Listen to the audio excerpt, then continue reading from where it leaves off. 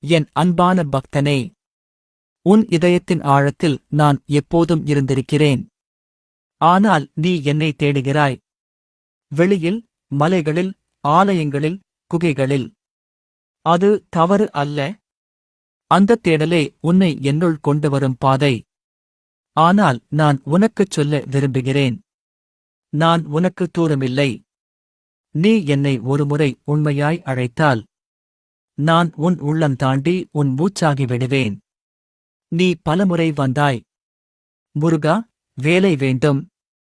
முருகா, நோய் நீங்கட்டும். முருகா, கஷ்டம் அகலட்டும் என்று. நான் அவற்றையும் கேட்டேன்.